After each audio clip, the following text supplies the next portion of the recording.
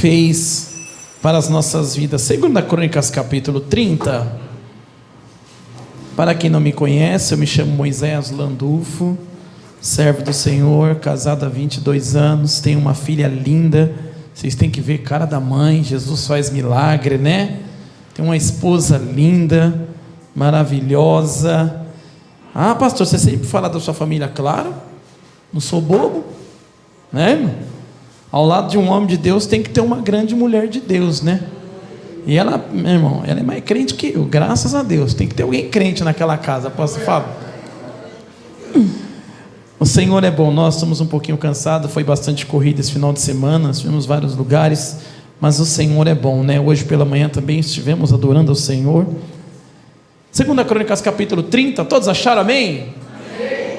Nós vamos ler a partir do verso 1 e nós vamos até o verso 4. Diz assim, ó: depois disto, Ezequias enviou mensageiros por todo Israel e Judá, e escreveu também cartas a Efraim e a Manassés, para que viessem à casa do Senhor em Jerusalém, para celebrarem a Páscoa do Senhor, o Deus de Israel. Porque o rei tivera conselho com todos os seus príncipes e com toda a congregação em Jerusalém, para celebrarem a Páscoa no 2º mês, porquanto não a puderam celebrar no devido tempo, porque não se tinham santificados ainda sacerdotes em números suficientes, e o povo não se ajuntara ainda em Jerusalém. Foi então isto aprovado pelo rei e por toda a congregação para fazê-lo. Amém? Amém. Tome seu assento, tome seu lugar. Louvamos ao Senhor por esta rica e poderosa palavra. Queridos, quando nós olhamos e observamos esse texto, todos nós conhecemos o homem chamado Ezequias. Não quero me prender a Ezequias nesta noite, mas eu quero trazer algo assim, um divisor de águas na tua vida, a respeito sobre a Páscoa. Nós não sabemos que a Páscoa, a instituição dela, foi desde lá da saída do Egito, aonde então tinha que se passar o sangue do cordeiro nos umbrais das portas. A Páscoa significa passagem, a palavra passagem, Páscoa, pesache, passagem para os amantes aí da língua original. Tem que falar isso aí, que senão os caras batem em mim depois, né, apóstolo? Então tem que elevar o nível com eles aqui, né? E a saída, a passagem é tão interessante que muitas das vezes nós ficamos presos à saída do Egito. Porém, eu também não quero levar você ao Novo Testamento, a ideia então da morte de Cristo somente, mas nós queremos ficar apreendidos aqui dentro deste contexto. O que é que estava acontecendo na nação neste momento? Antes de tudo isso aqui é qual nós lemos, havia um rei anterior chamado Acás. A Bíblia vai dizer que Acás assume o trono de Israel com 21 anos de idade. Ele reinou durante alguns anos, e no período do seu reinado ele teve uma decadência, foi de mal a pior, ao ponto então que ele pega os utensílios da casa do Senhor e desfaz dos utensílios da casa de Deus, e ele então começa a levantar ídolos em todas as partes das cidades vizinhas. Em Jerusalém então ele levanta vários ídolos e diz: nós precisamos desses ídolos para nos proteger. A Bíblia diz então que houve uma opressão, houve uma ira de Deus sobre a nação de Israel, ao ponto que a fome começou a bater, as coisas não caminhavam, os negócios não produziam-se, tudo começou, de vez de andar para frente, passou a andar para trás.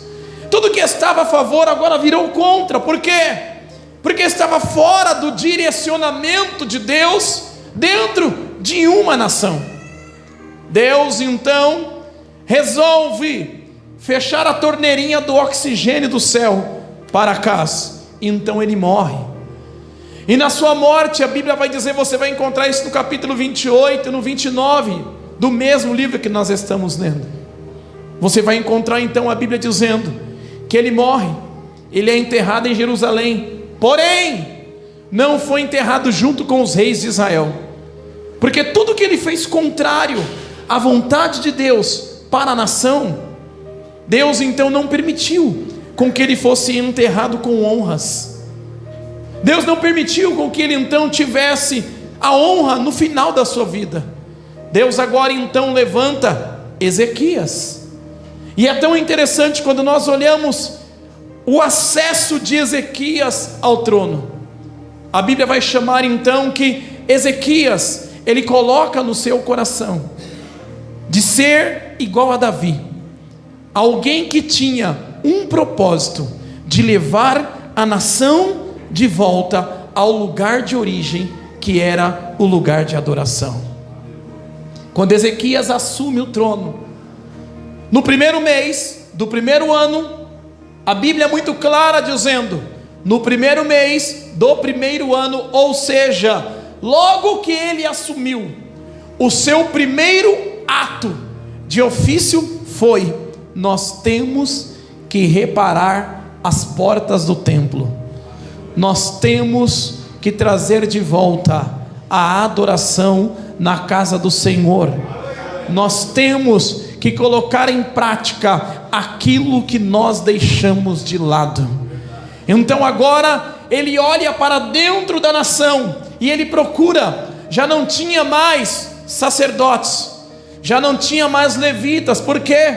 Porque estes se perderam pelo caminho. A idolatria tomou conta do coração deles. A idolatria então tomou conta do coração de muitos e foram embora. Outros morreram, outros se desviaram para outras nações e se esqueceram de Deus. Agora Ezequias tinha uma grande missão, que era restabelecer de volta aquilo que era de Deus para a nação de Israel. Então agora, quando ele começa a convocar o povo, ele chama então aos homens e aos príncipes, e a primeira coisa que ele faz é, ele pega os príncipes das cidades. Quem eram os príncipes das cidades? Era semelhante os prefeitos, vamos dizer assim, eram os primeiros de cada cidade, os cabeças. E ele então convoca todos, e ele diz a eles assim: se tem que começar uma reforma, deve ser começada ou iniciada por nós que somos a linha de frente.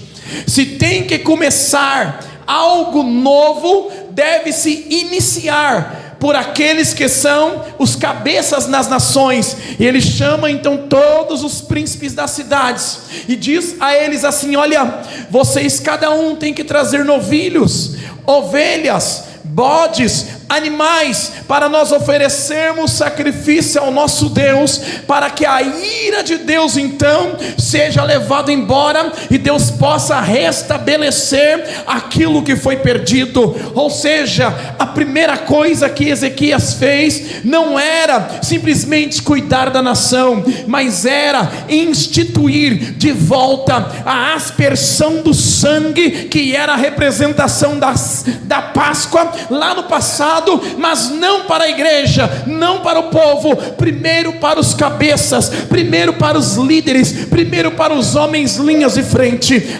Eu acho que você não entendeu ainda. Ei, eu vim aqui nesta noite como um profeta e como boca de Deus. Você marido que é cabeça da casa, você esposa que é sacerdotisa do lar, você que está na casa do Senhor, Deus está te chamando para um propósito de sacrifício primeiro particular, para depois chegar ao altar. Primeiro você tem um sacrifício interno, para depois você vir ministrar no altar.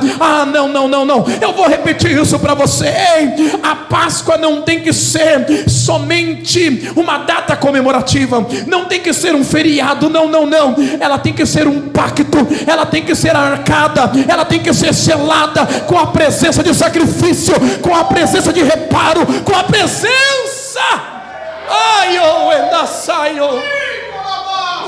de um arrependimento que gera em nós algo transformador. Então agora Ezequias chama os homens, e a Bíblia vai dizer que eles então se reúnem, e Ezequias não faz como Saul, que sendo rei, queria ser sacerdote. Não, ele diz: eu sou rei, mas o sacerdote é ele. E agora ele traz os sacerdotes, os que estavam alinhados, e diz: nós vamos sacrificar ao Senhor Deus, nós vamos oferecer sacrifícios. E eles ofereceram então o primeiro sacrifício para toda a nação, em prol de toda a nação, em prol de toda a casa, em prol de toda a família. E agora, depois que resolve-se então, depois que feito todo o sacrifício, toda a adoração, agora Ezequias fala: agora nós vamos partir para dentro do templo.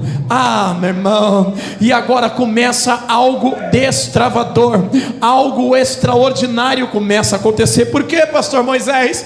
Porque quando eles chegam então, agora em direção ao templo, eles encontram o templo com problemas drásticos. Já não tinha mais os utensílios de ouro, já não tinha mais as bandejas de prata, a mesa da preposição estava toda desfalecida, estava toda desestruturada. E a Bíblia vai falar então que eles começam a reparar as portas, ou seja, começa uma reforma, começa então uma restauração. E a primeira ordem era: vamos lavar o templo, vamos lavar a casa, vamos tirar a sujeira, vamos tirar aquilo que não presta. Não, ei, uma reforma só pode acontecer quando começa pela lavagem, quando começa pela limpeza. O que o Senhor está dizendo, pastor, ei, há uma reforma de Deus na nossa casa e na nossa família para acontecer, no nosso templo. Mas para isso acontecer, temos que tirar aquilo que não presta do nosso coração. Ei, o teu coração não é feito de entulho, o teu coração não é caçamba, a tua vida não é lugar de depressão, de angústia, de falta de adoração. Não, ei, é uma noite de você começar a fazer uma faxina, uma transformação interior. Não é a Páscoa somente uma data, não é o chocolate, um coelhinho, não. Ei, o que eu vim dizer para você nesta noite é tempo de reforma, é tempo de reforma, é tempo de reforma. Não, você não entendeu.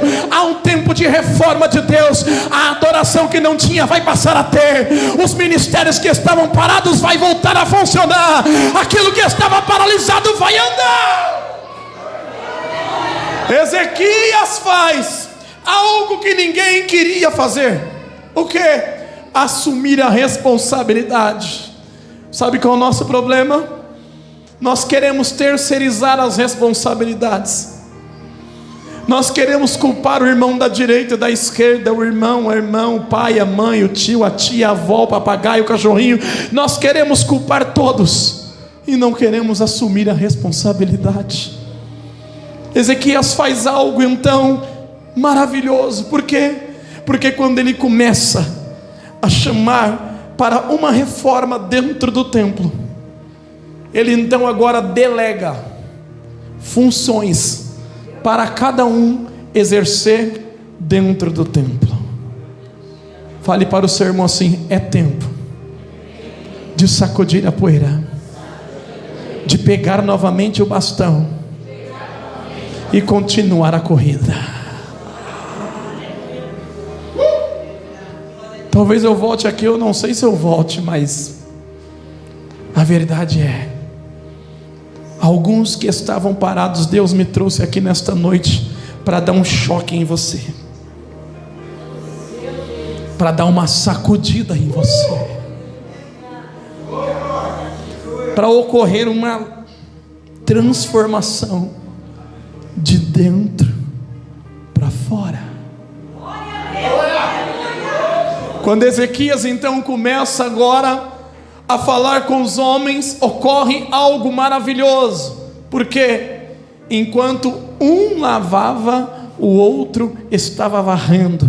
Enquanto o outro estava varrendo, o outro estava recolhendo o lixo. Enquanto que estava recolhendo o lixo, o outro estava arrumando a mesa da preposição, colocando os utensílios no lugar. Enquanto o outro estava colocando os utensílios no lugar, arrumando a mesa, o outro estava colocando o óleo no candelabro que estava apagado. Enquanto o outro colocava o óleo no candelabro que estava apagado, o outro já estava arrumando as cortinas e dizendo: nós vamos retomar a adoração, nós vamos retomar a adoração, nós vamos voltar, e a glória do Senhor vai voltar a raiar em Jerusalém novamente. A presença de Deus vai voltar a Jerusalém novamente. Por quê? Porque eles agora tinham colocado em seu coração um propósito de quê? De reforma. Páscoa não é somente uma saída, mas também é uma reforma. Como que o senhor pode dizer isso, pastor? Quando eles saíram do Egito no período da Páscoa, quando eles chegam do outro lado, lembra que Deus falou para eles? Vão e espiem a terra, porque lá é terra boa, terra que mana leite e mel. Lá é terra de bênção, terra de fartura. Deus não traz reforma para deixar você do mesmo jeito. Deus traz reforma para você viver o que tem de melhor dele para a tua vida. E toda reforma não ocasiona ou não resolve somente em nós, mas tudo que acontece em nós como reforma de Deus, aqui é a nossa volta. Quem está à nossa volta é abençoada, o emprego é abençoado, a família é abençoada, os vizinhos são abençoados. Por quê? Porque eu sou o canal da bênção de Deus, você é o canal da bênção de Deus. E quando há uma mudança em você, quando há uma mudança em mim, tudo em nossa volta passa a ser mudado. Ah, que isso, pastor? Então quer dizer que quando Ezequias trouxe o povo estava assim? Sim. O povo estava então disposto? Sim. Mas tinha algo aqui que tinha que acontecer. Quando eles retiraram o lixo, eles retiraram tudo aquilo que não prestava, lavaram, reformaram as portas, pintaram, fizeram tudo o que tinha que fazer. Agora estava tinindo o templo. Agora Ezequias olha e começa a dizer: nós temos que fazer mais algumas coisas. E os homens dizem: o quê?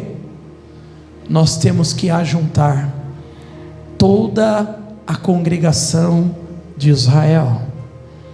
E ele chama agora cada príncipe das cidades novamente e diz: você tem a responsabilidade de ajuntar todos os israelitas e vir para o templo, para nós então começarmos algo novo.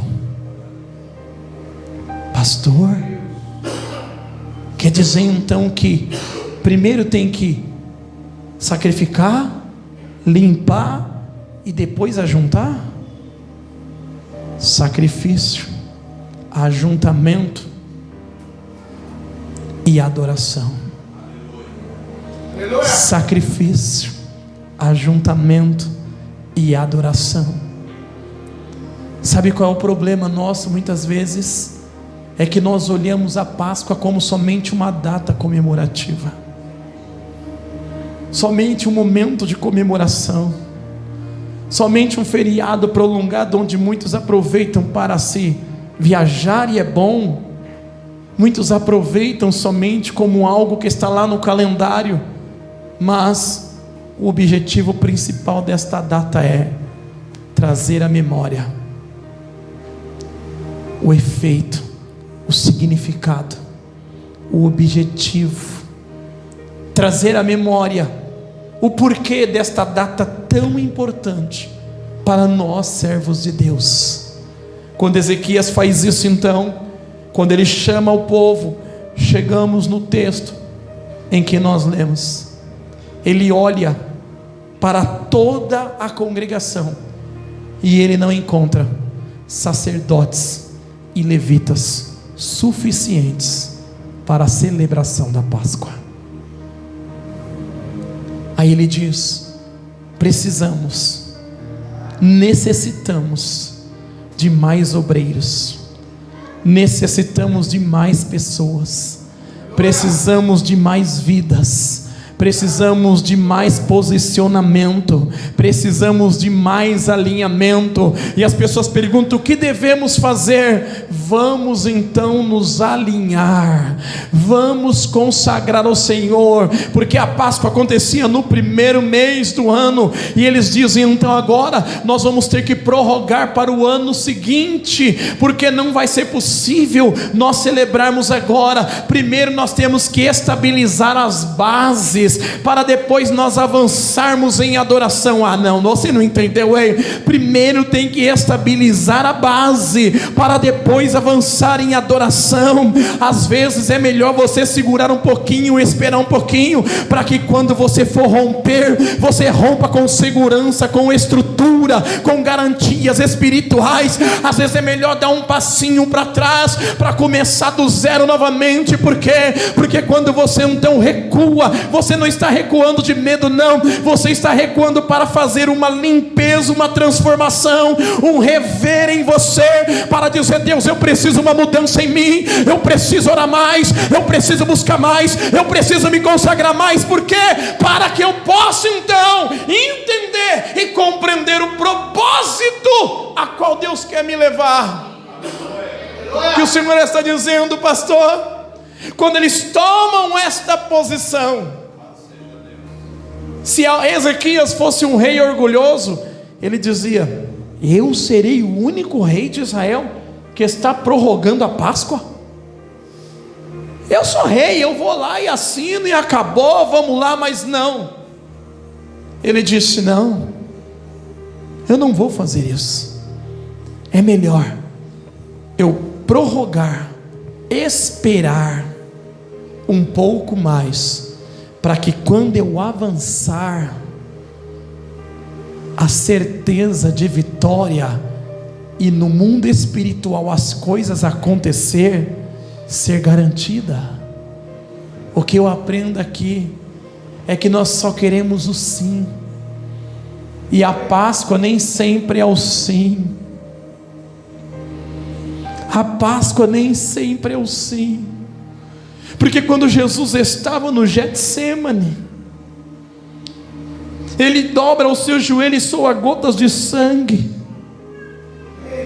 e ele começa a dizer: Pai, se possível for, passa de mim este cálice, mas não seja feita a minha vontade, mas seja a tua.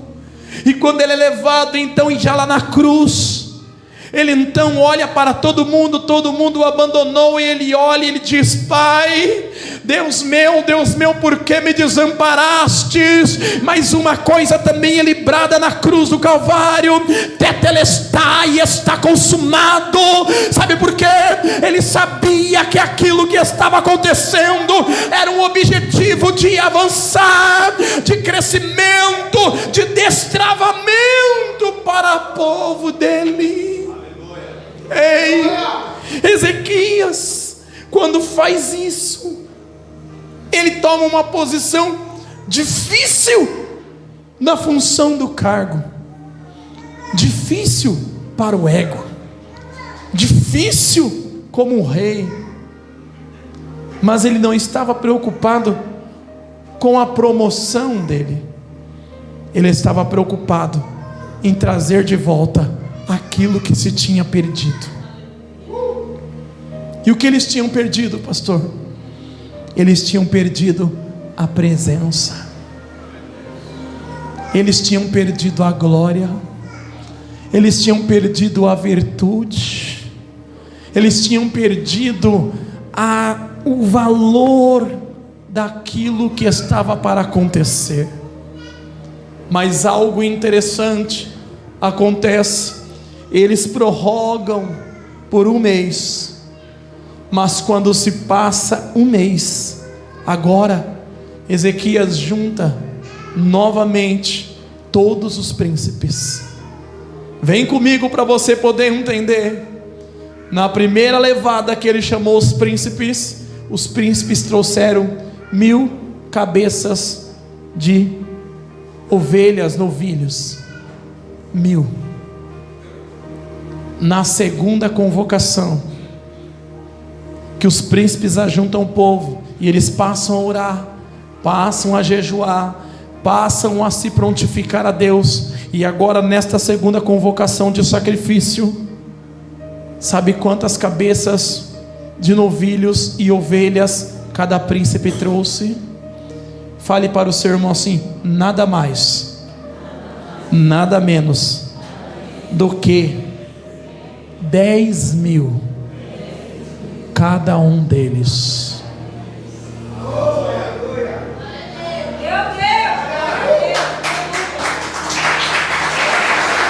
Pastor, mas o que isso tem a ver? Eu vou abrir um link aqui, como diz a nossa juventude. Manda o link aí, vou te dar um link agora. Antes de ele se arrepender, era só 1000. Mas depois da adoração, do arrependimento, da reforma, de 1000 passou para 10.000. Sabe por que às vezes a nossa vida financeira fica travada? É porque nós não permitimos Deus trabalhar nela, nós não então dobramos a oração. E eu quero crer nesta noite, meu irmão, que na próxima Páscoa, não vai nem esperar chegar lá para chegar a próxima van, não vai nem esperar o final de ano para chegar a próxima van, porque vai começar a ter sacrifícios, vai começar a ter novilho, vai começar a ter então oferta, vai começar a ter contribuição, para que aquilo que estava parado volte a caminhar. Vai ter mais ministros de louvor, vai ter mais ministros de altar, vai ter mais casas sendo alcançadas, vai ter mais vidas sendo libertas. Por quê? Porque o arrependimento gera milagres. Ei, então eu não vim aqui falar para você somente de algo comum. Eu vim aqui falar para você algo extraordinário que ocorre quando há o arrependimento. Quando eles então agora se arrependem, só os príncipes trazem 10.000 cada um deles. Ezequias então manda sacrificar milhares de cabeças. Os homens então agora começam a trazer. Quantos dias duraria? 7 dias a festa. Meu irmão, 7 dias de festa, hein? Pensa, coisa boa, é coisa de crente, né? Porque crente que não gosta de festa, meu irmão, está com falha em alguma coisa aí. Porque crente é festeiro, crente gosta de comer, não é verdade? Ei! A alegria foi tão grande, o avivamento foi tão intenso, que o rei olhou para o povo olhou para o rei e falou: ô rei, esse negócio de 7 dias aí está muito pouco, a glória está tão grande aqui, vamos prolongar mais 7? E agora de 7 dias de festa, passaram a ter 14 dias. O avivamento gera resultados extraordinários. E depois de 7 dias, fizeram mais 7 dias.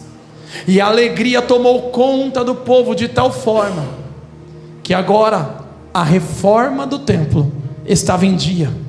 Havia sacerdotes suficientes, havia levitas suficientes, havia então tudo restabelecido. E sabe o que acontece? Vire a sua página comigo, por favor, da sua Bíblia, verso 23, está escrito assim: concordou toda a congregação em celebrar outros 7 dias, e de fato o fizeram com júbilos, pois Ezequias, rei de Judá, apresentou à congregação 1000 novilhos e 7.000 ovelhas para sacrifícios, e os príncipes apresentaram novilhos e 10.000 ovelhas, e os sacerdotes se santificaram em grande número, e alegraram-se toda a congregação, os sacerdotes, os levitas e toda a congregação que vieram de Israel, como também o quem? Não, peraí, como quem? Sabe o que é isso? Não ficou somente na nação o arrependimento. começou a atravessar fronteiras. Você não pegou, eu vou falar para você então. O avivamento do seu arrependimento, da sua casa, não vai ficar só dentro do seu quintal, do seu apartamento, mas vai atravessar a parede do seu vizinho, da sua vizinhança, da sua rua, dos seus familiares, da cidade vizinha. Vai começar a atravessar, sabe por quê? Porque quando a glória de Deus chega, ela começa então a entrar de forma extraordinária. Vem comigo então, vamos para a Bíblia, que eu gosto de Bíblia. Olha o que está escrito ainda aí: e alegraram-se toda a congregação, os estrangeiros. Lembra onde nós paramos? E aí vem, olha que interessante, que vieram da terra de Israel e também os que habitavam em Judá, e houve uma grande alegria em Jerusalém, porque desde os dias de Salomão, filho de Davi, rei de Israel, não houve coisa semelhante em Jerusalém. E todos os sacerdotes e levitas se levantaram para abençoar o povo, a sua voz foi ouvida, a sua oração chegou até os céus, a santa habitação de Deus.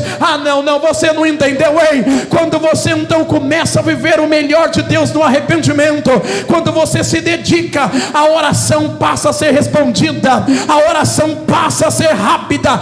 É como um flash, pastor. Sabe aquela coisa que você está orando há anos? Entra num alinhamento nesta noite e você vai ver destravar. Entra num propósito e você vai ver romper. Entra num propósito de renúncia e você vai ver as coisas mudarem de lugar. E é tão interessante que quando isto ocorre na nação, Ezequias agora, depois de chamar todo o povo, depois de se arrepender, a história vai dizer: e houve paz em Israel. Pastor, o que você está dizendo? O culto de hoje é um culto que Deus está te pegando por dentro, te virando do avesso e dizendo: eu quero colocar paz na tua casa, eu quero colocar paz na tua família, eu quero trazer paz no meio dos teus. Eu quero trazer um avivamento, não somente aquele que pula, não é esse avivamento. Eu quero trazer, a palavra avivamento significa tornar alegre. Eu quero trazer alegria de volta, eu quero trazer o prazer de volta, eu quero trazer a satisfação de volta, porque talvez muitas coisas te oprimiram, muitas coisas deixaram você confuso, muitos problemas tentaram muitas vezes tirar você da estabilidade, deixou você oscilante, mas hoje Deus me trouxe aqui para dizer para você: eu quero te colocar no lugar, eu quero ajustar as coisas, eu quero alinhar os propósitos, eu quero levar você para um pleno desenvolvimento espiritual, para você ter um alinhamento espiritual. É noite de reparar as portas, é noite de restabelecimento espiritual, é noite de recondução ministerial, é noite de alinhamento dentro de um propósito. Pastor, então quer dizer que a Páscoa, ela veio para isso? Sim, porque a Páscoa veio para trazer libertação. E quem diz que crente não precisa ser liberto? Quem diz que crente não precisa ser liberto?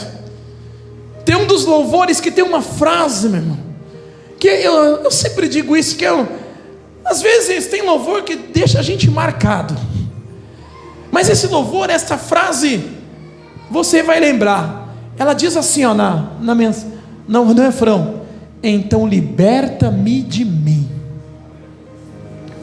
e eu quero ser a tua casa. Ser liberto das drogas, meu irmão, do álcool, da cadeia, dos vícios, mas ser liberto de si mesmo. Fale para o seu irmão assim, libertar-se de si é abrir mão do ego, é abrir mão do eu. Ser liberto de mim mesmo é o que Paulo disse: eu não quero mais viver, mas quero que Cristo viva em mim. Eu não quero mais ser eu, mas eu quero que Cristo seja em mim. É o que Jesus disse: eu sou a videira e vocês são os ramos. Se você estiver em mim e as minhas palavras estiverem em você, tudo quanto você pedir em meu nome ao Pai, crendo, você recebe. Ser liberto de você mesmo, entra no quarto, fechar a porta e bater e abrir-se-vos-á, pedir, dar-se-vos-á. É você então entrar na presença de Deus e dizer: Deus, eu sou um pobre, miserável, pecador, mas a tua graça me basta, mas o teu poder se aperfeiçoa na minha fraqueza. Ser liberto de você mesmo é poder dizer: o Senhor é meu pastor e nada me falta. Ainda que eu passe pelo vale da sombra da morte, o Senhor está comigo, a tua vara e o teu cajado me consola. Ser liberto de si mesmo é entender que 1000 pode cair ao teu lado, 10.000 à tua direita e você não é atingido. Sabe por quê? Porque você não domina mais nada, você não comanda mais nada, mas Cristo é o que tem o controle da tua vida.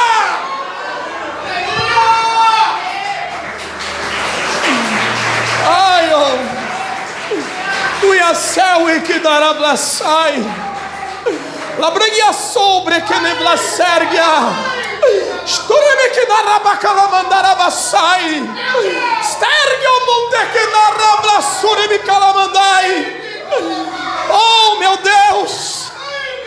A Páscoa não é uma data, a Páscoa não é simplesmente um dia, não, é um pacto que Ele fez na cruz do Calvário por você. E em meu nome vocês receberão poder, e em meu nome vocês receberão poder. Quer dizer, pastor, então quer dizer que quando tem um pacto, a gente vai para Mateus 28. Lembra da história?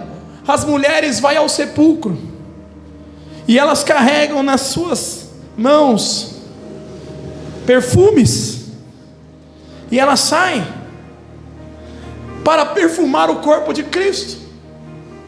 E a Bíblia vai dizer que quando elas chegam lá, a pedra está removida, o anjo está sentado em cima e olha para elas e diz: a quem procuras? Porque procuras o vivo dentre os mortos? Ele não está aqui, ele já ressuscitou.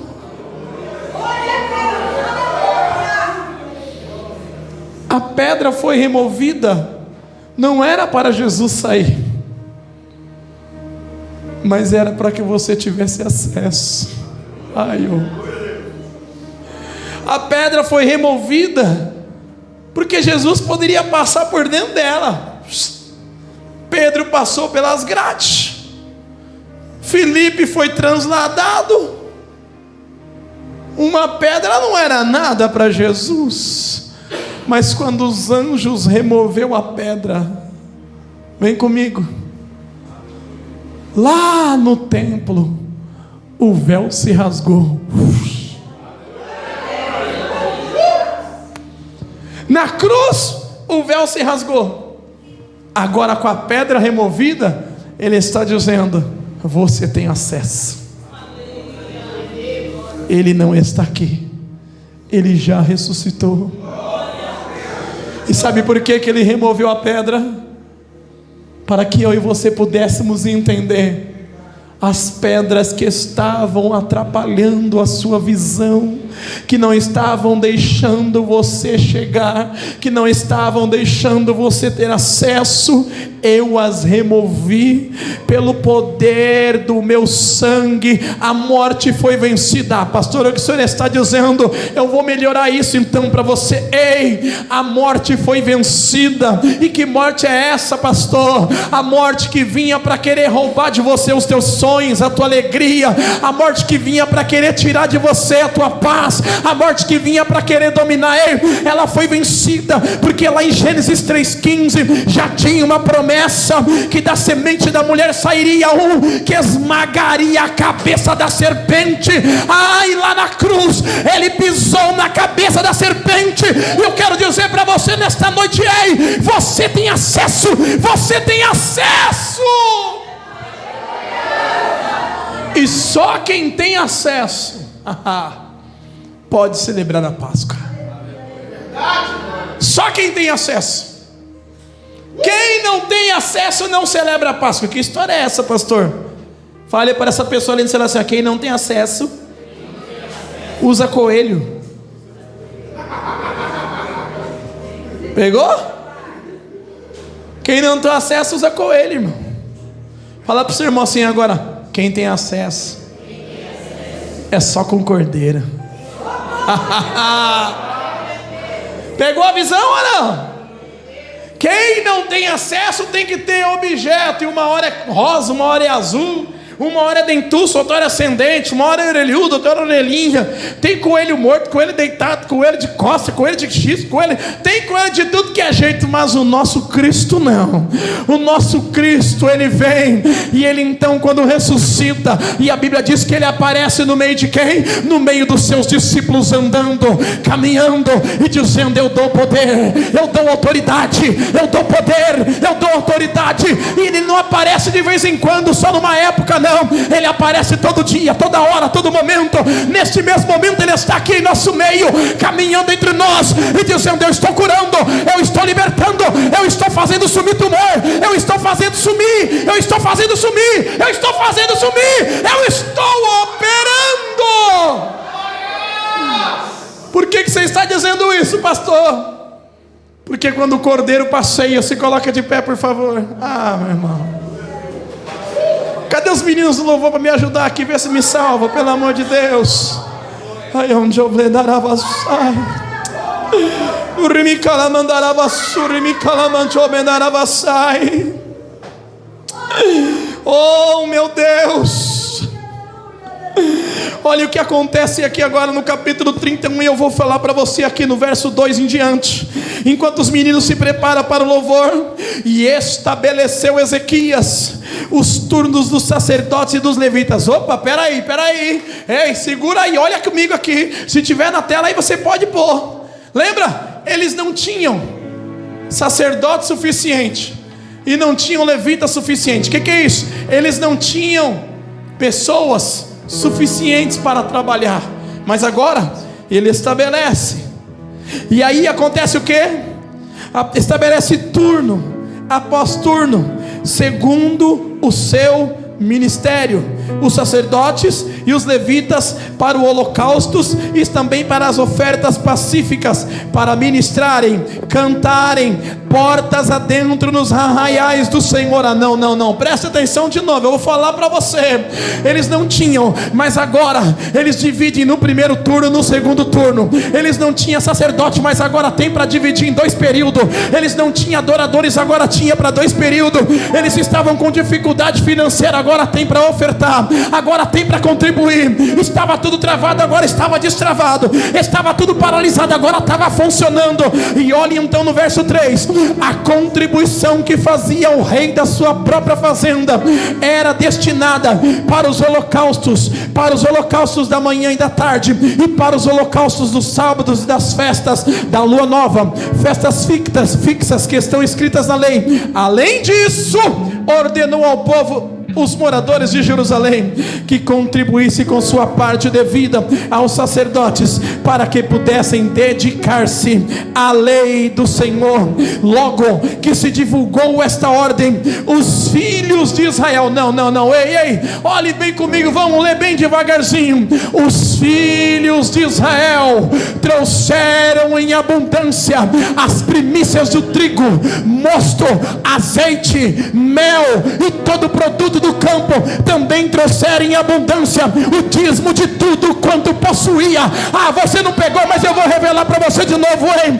Estava paralisado, a finança estava paralisada, o mistério estava tudo paralisado, mas depois do alinhamento, depois da celebração, depois de eles entenderem a Páscoa, depois de eles adorarem, tudo que estava parado começou a caminhar.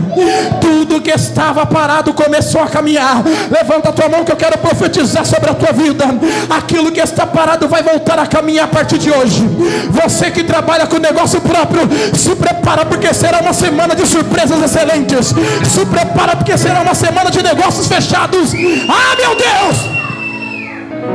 Se prepara porque vai ser uma semana de resposta. Causas da justiça. Se prepara porque o juiz vai assinar. Não é o da terra, mas é o do céu. O promotor do céu já decretou. Vai assinar. Vai acontecer milagre. Se você estava desempregado, se prepara, meu irmão. Ei, acabou o tempo de acordar tarde. Acabou o tempo de preocupação. Se prepara porque esta semana as portas vai se escancarar, vai se abrir. Porta de excelência, porta de honra, porta de milagre. Por quê? Porque você está saindo do tempo de humilhação e está entrando num tempo novo, no ciclo novo de Deus. Está entrando num momento, no ciclo novo espiritual.